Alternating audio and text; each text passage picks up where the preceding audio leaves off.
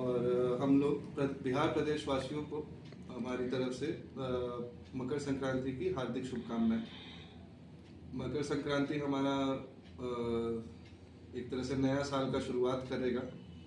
नए साल में हमारी प्रयास रहेगी कि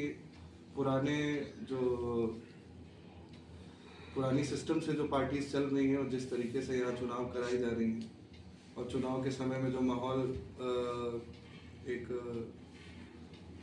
जो अराजकता के फैलाने वाले पार्टी करती है उसको बिहार की जनता नकारेगी और हम जैसे साफ स्वच्छ राजनीति करने वाले लोगों को एक मौका देगी कि हम बिहार को उसकी सही दिशा में, उसको प्रगति की दिशा में लेके जा सकें। दही चूड़ा में बिहार की राजनीति पर फिर से गर्मा गई है। अटकलें काफ़ी तेज हो गई है कि नीतीश कुमार फिर से पलटी मार के राजद का दामन थामेंगे। हमें उन लोगों से कोई लेना देना नहीं है। कोई किसी के साथ जाए, कोई किसी के साथ आए। सरकारें बदलती रहेंगी। कितने दिन तक बदलेंगी?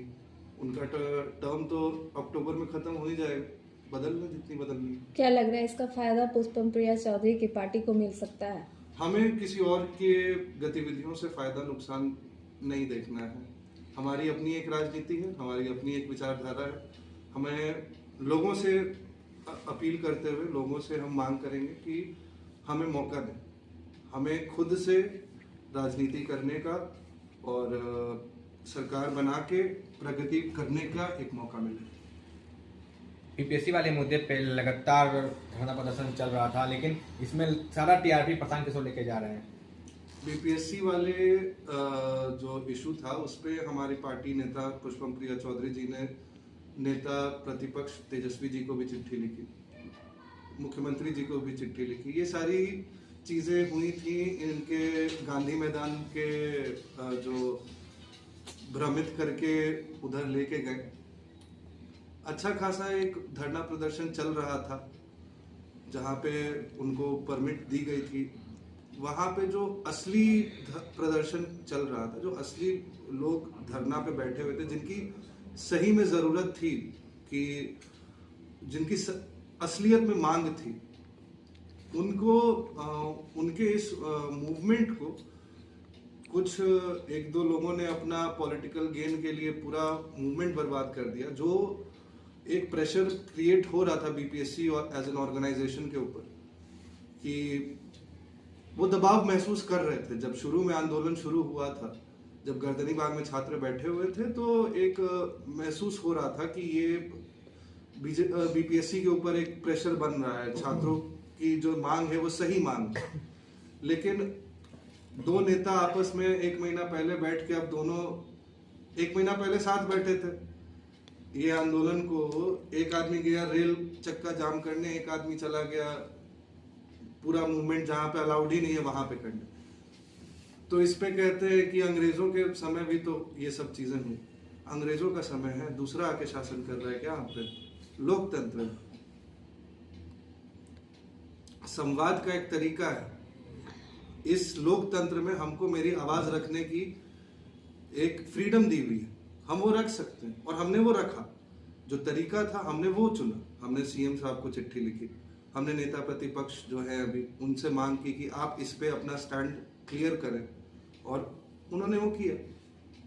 नेता प्रतिपक्ष ने तो अपना स्टैंड क्लियर किया। उन्होंने हमारी जो बात कही वो सही बात कही कि हाँ, वो चाहते तो प्रशांत किशोर से तो बहुत बड़ा स्तर पे गांधी मैदान जाम कर सकते थे। उन्होंने वो 2-3 साल पहले करके भी दिखाया है, जब पटना में गांधी मैदान में उनकी महारैली हुई थी।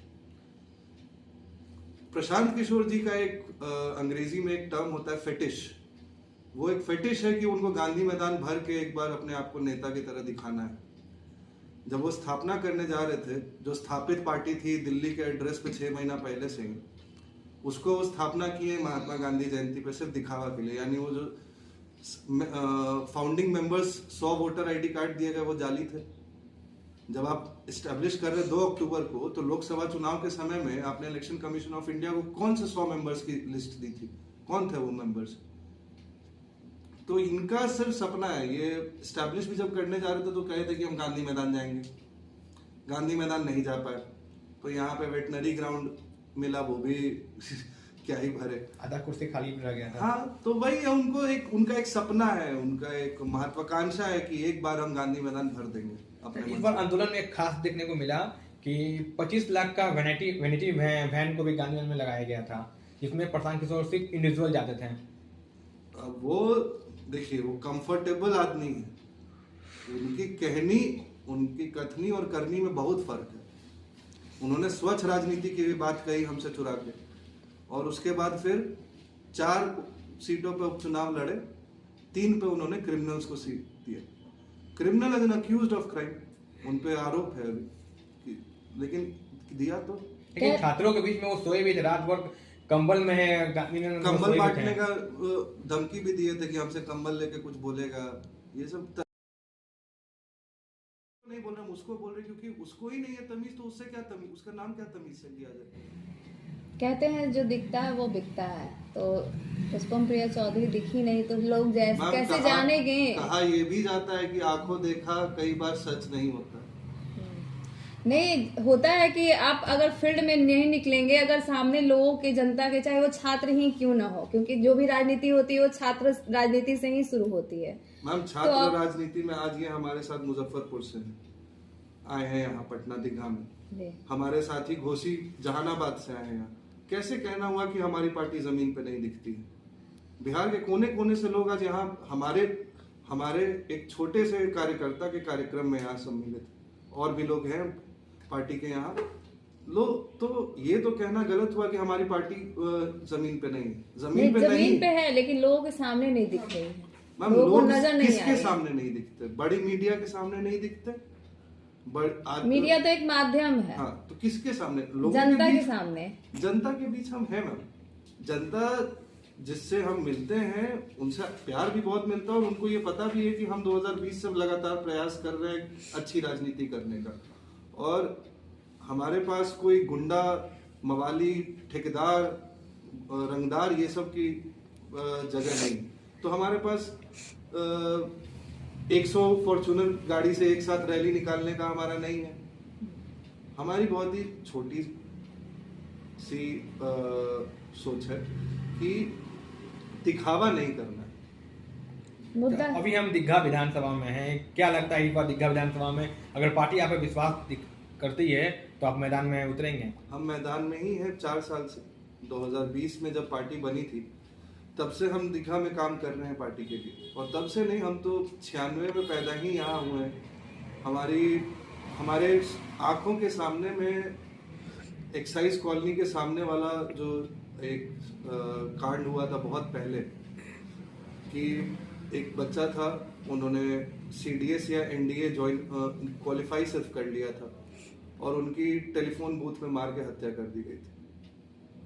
ये कहानी है 2001 या 2001 से 2003-4 के अभी बीच। वर्तमान में किन मुद्दे पे चुनाव पे उतरेंगे? यही मुद्दे रहेंगे कि हमारे यहाँ से जितने भी अपराधी मानसिकता के लोग हैं, ये जो मानसिकता यहाँ बढ़ती जा रही है कि हम अवैध शराब बेच लेंगे या कोई भी गैर कानूनी काम कर लेंगे, बच जाएंगे। प्रशासन की थोड़ी सी ढीली है पकड़। हो सकता है कि जो पुराने पार्टियों के, जिनकी जो एस्टैब्लिश्ड पार्टीज जिनको आप लोग मानते हैं, उनकी जो पॉलिटिकल फोर्सेस हैं वो कहीं ना कहीं कनेक्टेड है इन लोगों से जो छोटे लेवल पे यहाँ पे क्राइम करा रहे हैं। हम ये सीधा एक्यूजेशन लगाते हैं कि उनके जो कार्यकर्ता हैं वो इसीलिए कार्यकर्ता हैं क्योंकि वो अराजकता फैला पाए और उनके बड़े नेता उनको बचा पाए। हम उस चीज पे नहीं चलते। दीघा विधानसभा में मुकाबला काफी कांटे का होगा, क्योंकि लगातार यहाँ से बीजेपी अपनी सीटें लेके गई है। आप कैसे चुनाव में लड़ेंगे, कैसे उनको टक्कर देंगे? बीजेपी के मुख्यमंत्री कौन है? जो पार्टी एक उप मुख्यमंत्री नहीं चुन पाई, उस पार्टी पे यहाँ पे लोग भरोसा करेंगे, ये हमको थोड़ा सा लगता है कि नहीं होगा। दीघा की जनता काफ़ी पढ़ी लिखी है। दीघा की जनता one of the most urban population in the state है।